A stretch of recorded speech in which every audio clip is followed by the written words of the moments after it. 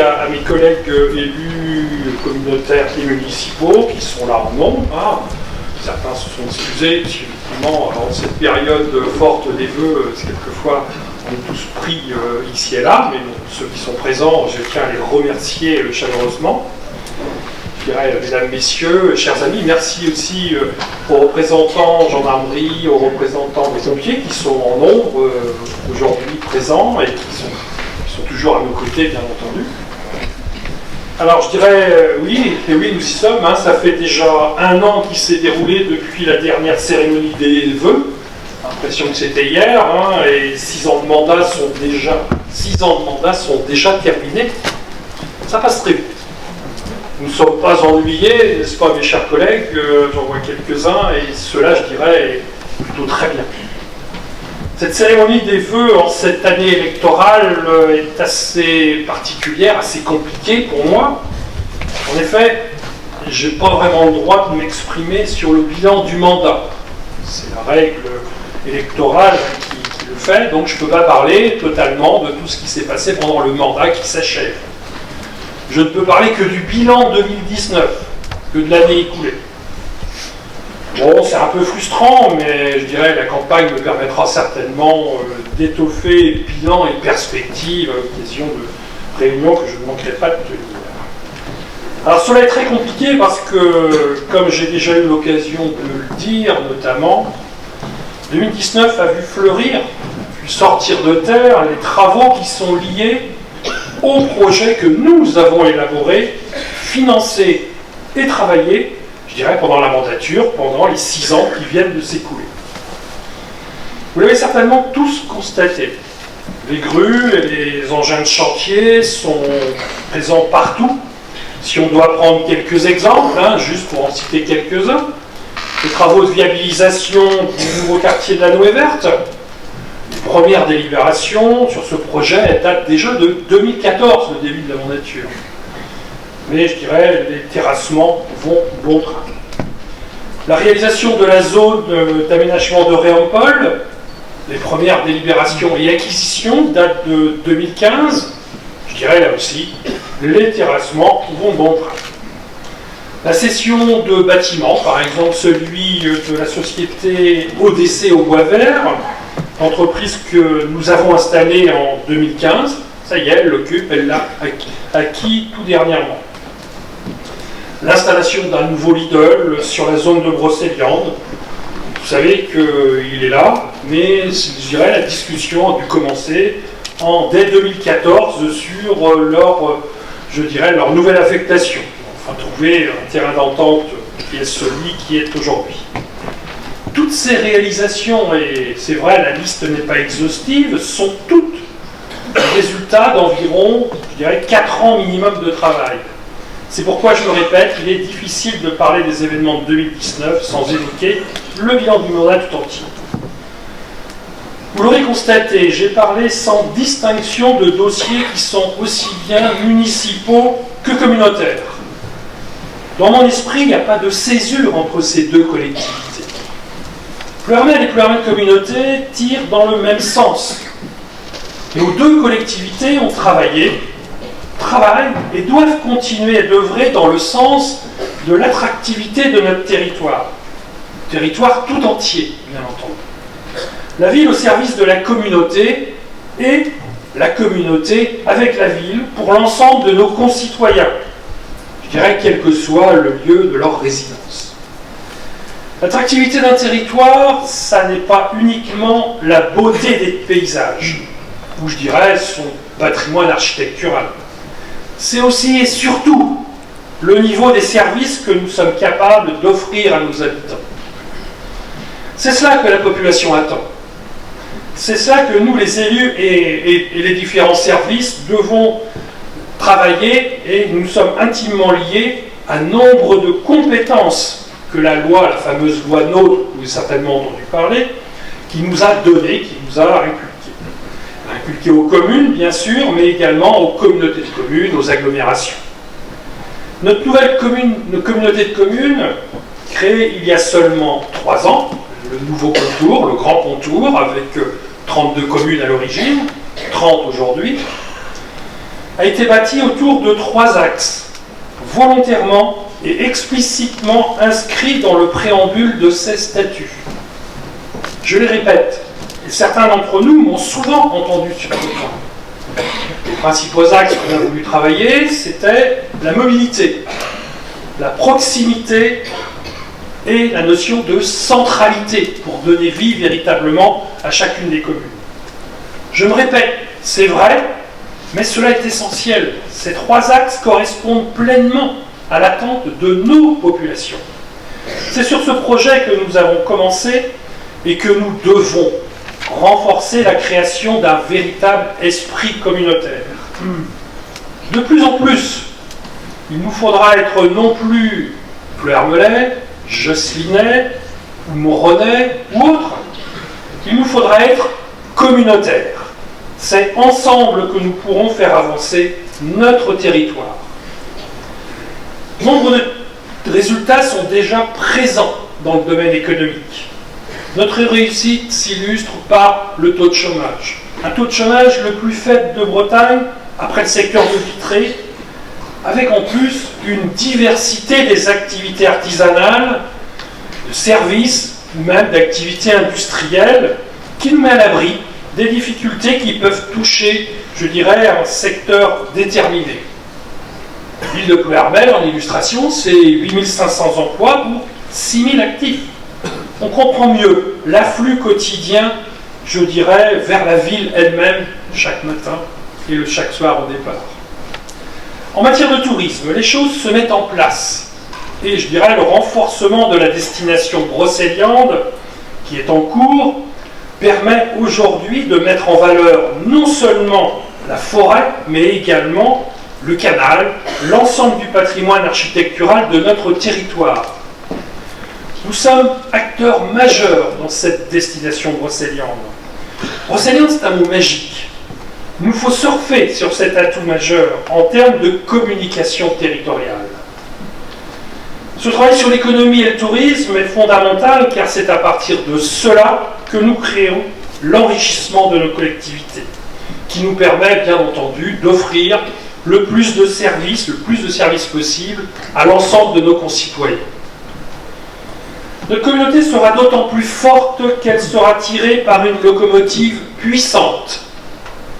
C'est en cela que je dis que le destin de la ville de Pleuhermel et de Pleuhermel Communauté sont intimement liés.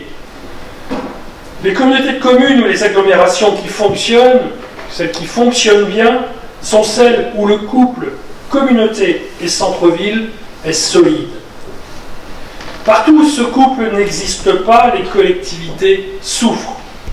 Le travail qui a été réalisé sur ces 3 dernières années en est le vivant exemple et je remercie vivement tous mes collègues élus, mais ce travail est loin d'être terminé. Je pense d'ailleurs que ça ne sera jamais véritablement terminé. Nous devons continuer d'avancer et de progresser. C'est pour cela, et ça n'est pas une surprise pour vous, que je suis candidat au renouvellement de mes mandats pour 2 raisons. La première, c'est l'intérêt que je porte au pays, aux habitants du pays, qui m'a accueilli il y a maintenant 41 ans. La deuxième est que je souhaite continuer et renforcer le mouvement que j'ai participé à enclencher. Les projets ne manquent pas, tant sur le plan municipal que communautaire. La campagne qui arrive nous donnera très largement l'occasion d'en parler beaucoup plus en détail. Je donnerai simplement 3 axes, là encore, qui me paraissent fondamentaux, à savoir à l'esprit d'aujourd'hui et pour l'avenir. Le premier, c'est la santé. On le lit tous les jours dans la bonne presse régionale, ce souci est prédominant pour nos habitants, essentiel pour notre bassin de vie. Dans son contour actuel, et pas avec des services démantelés comme on voudrait nous l'imposer. Malheureusement, cet axe n'est pas de la compétence directe de nos élus locaux. Cela ne doit pas nous freiner. Nous devons être les aiguillons et les facilitateurs sur ces sujets. Nous connaissons notre territoire, nous connaissons ses besoins, nous connaissons ses attentes. Dans ce cadre d'ailleurs, un hôpital performant, accueillant et efficace est indispensable. Cet outil est capable d'inciter les praticiens généralistes ou spécialistes à s'installer sur notre territoire. Nous devons pouvoir disposer du maximum d'outils de diagnostic et d'intervention qui permettraient d'avoir sur notre territoire un véritable parcours de santé rassurant. À nous, élus, de marteler ce message auprès des instances dirigeantes en matière de santé publique. Ils sont têtus, nous sommes déterminés. Le deuxième axe essentiel est celui de l'éducation. Nous avons déjà mis en place un certain nombre d'actions comme le renforcement et le déploiement à tout le territoire du plan éducatif local. On parle alors activités périscolaires, mais aussi centres d'hébergement et loisirs pour nos enfants. Nous avons également décidé et commencé à déployer l'équipement numérique de nos écoles. Nous allons très bientôt accueillir un lycée complémentaire, moderne et adapté aux besoins d'aujourd'hui. J'ai eu connaissance tout dernièrement que la première pierre devrait être posée avec la région Bretagne en avril. Je sais par ailleurs que nos établissements privés existants ont d'ores et déjà programmé des investissements pour faire face à l'avenir et s'adapter aux besoins nouveaux. C'est heureux pour le maintien de notre jeunesse, pour le maintien de nos forces vives sur notre territoire. Il nous reste aujourd'hui à militer véritablement dans ce sens du renforcement de l'enseignement supérieur sur notre secteur. Des filières existent déjà et il nous faut continuer dans ce sens. Plus nous pourrons garder nos jeunes après le bac, plus les jeunes auront envie de rester sur notre territoire et de mettre leur savoir au service de son développement. Le troisième axe essentiel est bien évidemment l'environnement qu'on appelle soit transition énergétique ou alors encore lutte contre le réchauffement climatique. Cette préoccupation s'impose clairement. Le constat est clair, même si certains décideurs malheureusement importants, que ce soit aux États-Unis, au Brésil ou en Australie, pensent que cette notion de réchauffement climatique est du simple jus de cerveau, je dirais. Notre devoir pour nos enfants et les générations futures est de travailler dans le sens de la préservation de notre planète. En cette matière, je ne suis pas de ceux qui pensent que tout viendra d'en haut. Je n'attends pas que les solutions me soient apportées par la COP21, par l'Europe ou même, je dirais, par l'État. Je suis persuadé que le mouvement le plus sûr et le plus efficace viendra des collectivités locales de base, que sont les communes et les EPCI, les communautés de communes. Chacun prend la mesure et les nouvelles règles d'urbanisme en sont une belle illustration.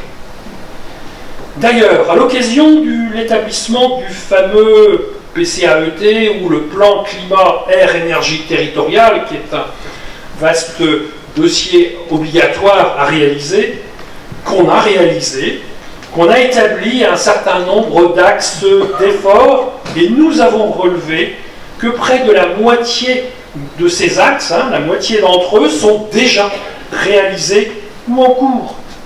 Ça montre bien que toutes nos actions et tous nos projets doivent avoir une part dans la transition à établir. La transition ne doit pas être synonyme de punition, mais beaucoup plus d'imagination et de solutions. Souvent, les solutions existent et peuvent être mises en place sans énormément de surcoût, mais simplement en faisant preuve d'intelligence et d'adaptation.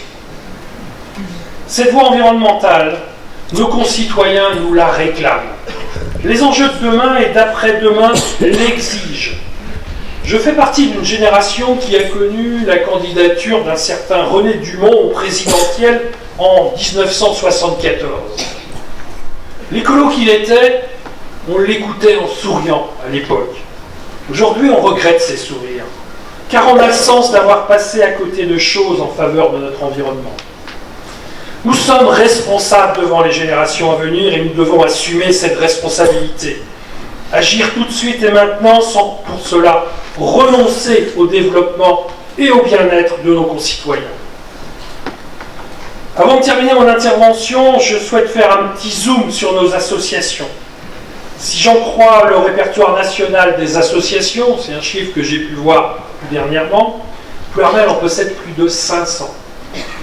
La ville de Plouermel en possède plus de 500. Ce tissu associatif est très important pour la commune, et même je dirais pour la communauté de communes, par la diversité des structures, des activités qu'elle propose. Ces associations participent également à l'attractivité de notre territoire. Il n'existe pas d'association sans bénévoles. Et je dirais, il m'est apparu normal d'en mettre quelques-uns en lumière ce soir. Quelques personnes ont mis fin en 2019 à leur activité de président d'association, et il me paraissait important de les remercier devant vous, directement. Avant de laisser la parole à monsieur le sous-préfet pour un petit mot, je vais peut-être appeler ces personnes, les honorer, effectivement, on en a